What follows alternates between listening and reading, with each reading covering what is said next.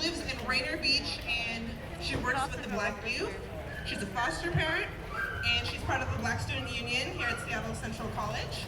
I had the chance to see her do a really, really beautiful piece of poetry on 23rd and Jackson last week. And I'm really excited to introduce Sophia Tekola.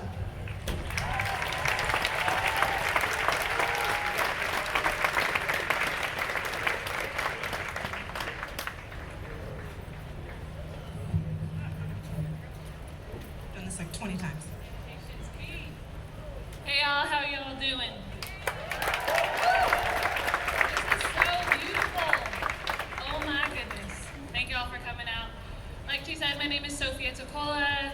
I go to the school that's like right there. And I live, reside, work, and do all my life in Rainier Beach. So thank you for having me here today. Are there any little black girls in the crowd? Can you raise your hand? Any little black girls? Or teenagers? Little black girls? Or black teenagers? Can you guys come up here? This is dedicated to y'all. You guys, all the young black girls, come on up. Make room. These are our queens.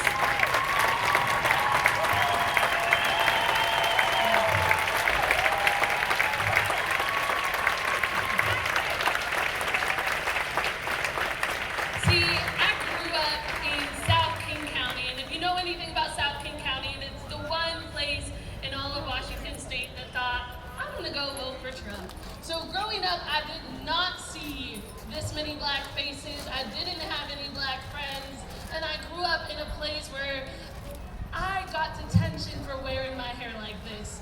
So from age 5 or 6 years old, I thought, okay, I'm gonna go straighten my hair so I can be accepted by my school. I can be accepted by my teachers. And then when I got cracked at 6 years old, that's kindergarten, for having my dark melanated skin that was even darker than my little sister's, I was like, oh my goodness, I guess the only thing to do is bleach my skin. I was in kindergarten. How crazy is that? Y'all, we grow up in this place where blackness is not the ideal, as if Adam and Eve wasn't in Africa. That's crazy, y'all. And see, right before COVID, I have something called endometriosis, which basically means I need to have a bunch of surgeries before I have kids. But the crazy thing about having kids, did you know that black women are anywhere from 6 to 8 times more likely to die from having a child than white women? How crazy is that? Or that little black girls are being put in jail in kindergarten for throwing a tantrum. Have you ever seen a little white kid throwing a tantrum and put in jail? Y'all, this is messed up.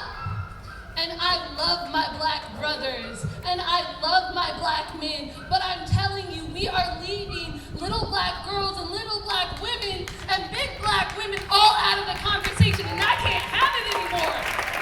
I am tired, and I am frustrated. My voice sounds like this because I have been crying and screaming that my black sisters can be heard. So I wrote a little something. In fact, I wrote 2 somethings.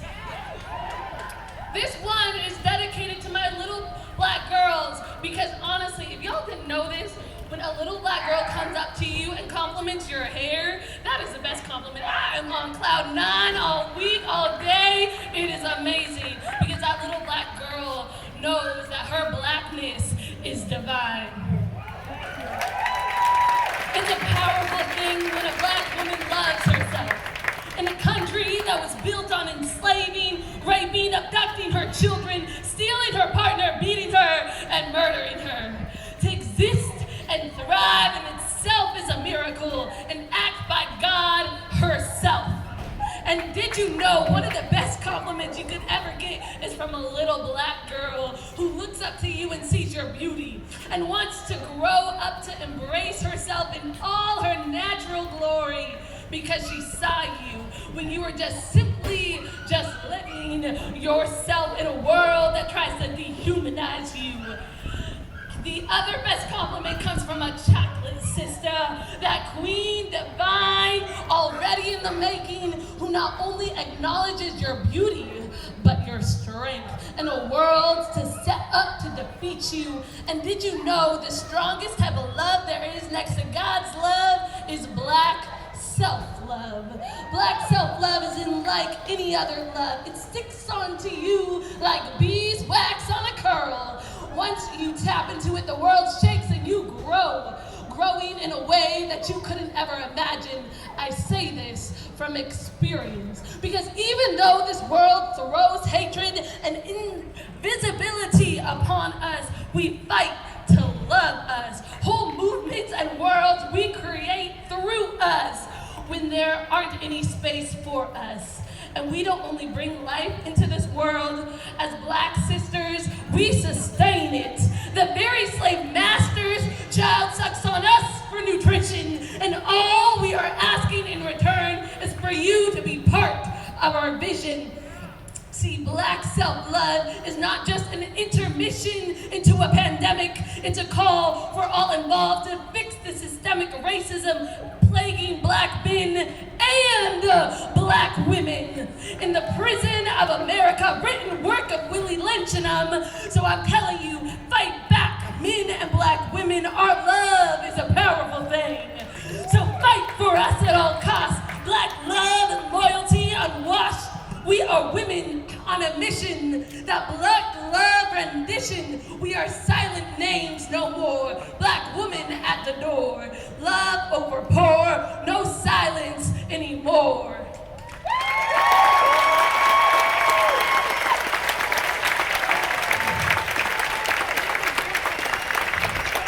Now I see a lot of you guys wearing wonderful shirts honoring all of our brothers who are murdered. But I don't see a shirt, not a single shirt, that shows all the Black women. Can a single one of you name all the Black women? Do you guys realize Me Too movement was started by a Black woman? And oh yeah, Black Lives Matter movement started by 3 Black women. So why are Black women not being acknowledged? I am sick of it. Like, y'all realize you come from us, right? Like, you realize that? Like the fact that we are the bridge between earth and heaven. Like the literal bridge between the spirit world and not. That's us. And yet you ignore us. You ignore us. The fact that we still have Black sisters in Seattle being murdered.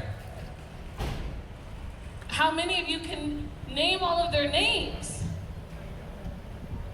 So I'm going to say my next poetry, and I'm going to shout names, and I'm going to say the name. And I want you to say the name like it's never been heard. Like the name their Black moms probably cried out. Because we're not giving them justice, and y'all need to turn it around. Seriously, like, you need to turn it around. Black Lives Matter movement is a powerful thing because of 3 powerful Black women who got together and powerful women that continue to come together. But we are left out of the conversation again and again in the schools, in the churches, in the movements. I mean, y'all see the pink pussy hats walking around. But like, Black women started that, but yet they're left out of the conversation. I mean, come on now. What the heck is gonna change? Y'all need to start saying the names. And not just because I'm saying the names, but because you start to learn the history, open up a book. I dare all of you guys, when you go home today, look up how many Black women are getting killed and murdered. Centoria Brown, for starters. Thank God she is still alive and here with us. She acted in self-defense to kill the person who was constantly raping her, and yet she goes to prison for it, trying to be put away for life. That's messed up, y'all. Like, that should not happen. So continue to do the research and the history and say the names. We don't talk about black women enough. Oh, we don't talk about black women enough. The leaders in the movement, we don't talk about black women enough. The bridge between heaven and earth, we don't talk about black women enough. The strongest thing is their love, loyalty, unshoved. We don't talk about black women enough. The very backbone to this nation, we don't talk about black women enough. The silence is deafening. We don't talk about black women enough. The ones who birthed this nation, we don't talk about black women enough. Take a look at Centoya Brown. All around, this silence is complicity in a country of white supremacy and fragility, police brutality towards black girls and women. Oh, it's a catastrophe. And we don't talk about black women enough. Breonna Taylor's birthday was a few Fridays ago, and we don't talk about black women enough. She would have been 27 years old that day. That's only 4 years older than me. Are you telling me all I have to look for is being shot in my sleep? We don't talk about black women enough. Breonna Taylor, we don't talk about black women enough. Being killed pregnant and asking police for help in front of her children, Charlene Lyles. Being killed in police custody, Sandra Bland. Being killed because Fender Bender, Malaysia Booker.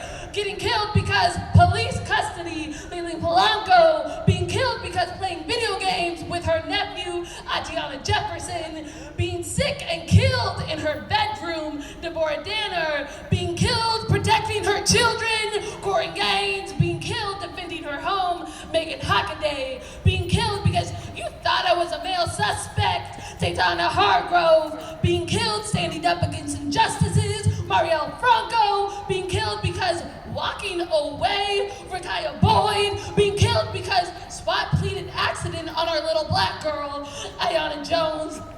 Being killed because I'm trans, Noraya Johnson, Brandy Coleman, and too many damn women. I am tired that black women are not being talked about. A few Fridays ago was Breonna Taylor's birthday, and her murderers are walking free. Y'all, they made a law and passed it, and her murderers are walking free. Does that make sense to you?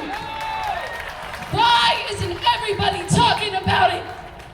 This is not okay. Police brutality is harming black women too. Our schools, our families, our communities, our girls, our women are under attack. Do not forget black women and simply shoot them in your back. This is my guidance to you. Stand up with black women. Speak up with black women. Show up with black women. We have been here all along. This very ground cheers our heart song. Breonna Taylor's murder is on the loose. He uses your silence for his noose. Due to the brutality being insurmountable, it's time to hold the police accountable. Say all of their names. Black women, we're humans too. Breonna Taylor.